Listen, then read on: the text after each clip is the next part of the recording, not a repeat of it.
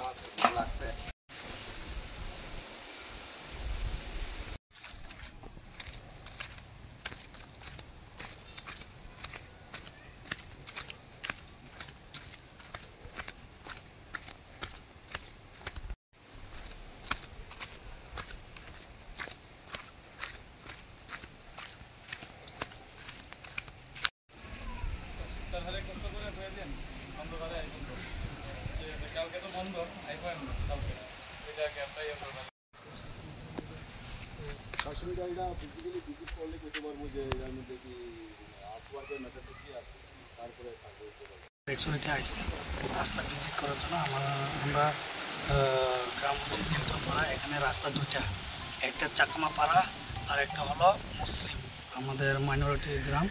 এখানে আমরা ভিজিট করেছি, আমাদের বিডিও স্যার আর তোমার ইঞ্জিনিয়ার সহ আর ব্লগের কয়েকজন লোক সহ আমরা ভিজিট করেছি। এখানে লোকাল লিডাররাও আছে। তো তার জন্য আমরা দেখছি রাস্তার অবস্থা, আপনারা দেখছেন রাস্তা অনেক খারাপ, আর পাবলিকরা বৃষ্টির টাইমে কোনো জায়গার আসা যাওয়া করতে পারে না। তার জন্য তারা ইনফর্ম করেছে, তার জন্য আমরা ভিজিটে একসাথে আইয়া ভিজিট করেছি। আমার ডাইরেক্ট মেসেজ 35 ইয়ার্স সিপিএম এই জায়গাতে মোটামুটি সিপিএম 95% আসলো এই উত্তর একশোরে বিসিতে, এটা সবাই জানা আছে করবক সাব ডিভিশনে। কিন্তু তারা কিচ্ছু করেনি, রাস্তার ঘাটের জন্য তারা কিচ্ছু করেনি, জিরো।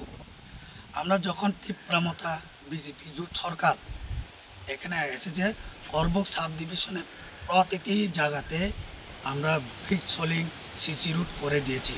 কিন্তু এবার আমরা টার্গেট করেছি উত্তর একশোরে লেবাছড়া পংবাড়ি, এই জায়গাতে আমরা স্পেশাল আমরা দেখব আর নজরও দিচ্ছি।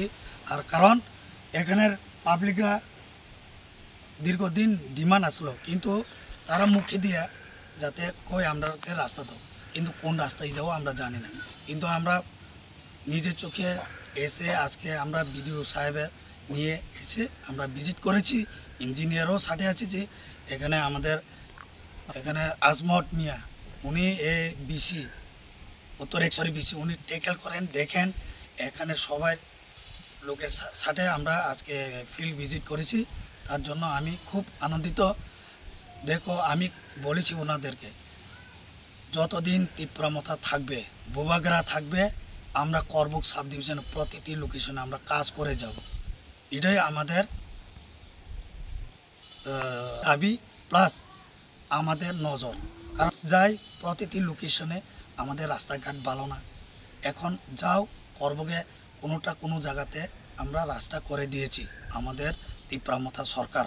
তো তার জন্য আমি বোবাগারাকেও আমি ধন্যবাদ জানাই, কারণ ওনার যে পাওয়ারে থাকার কালে আমরা এই করবক সাব ডিভিশনকে আমরা রাস্তা, জল, কারেন্ট আমরা মোটামুটি ভালো করে দিতে পারছি।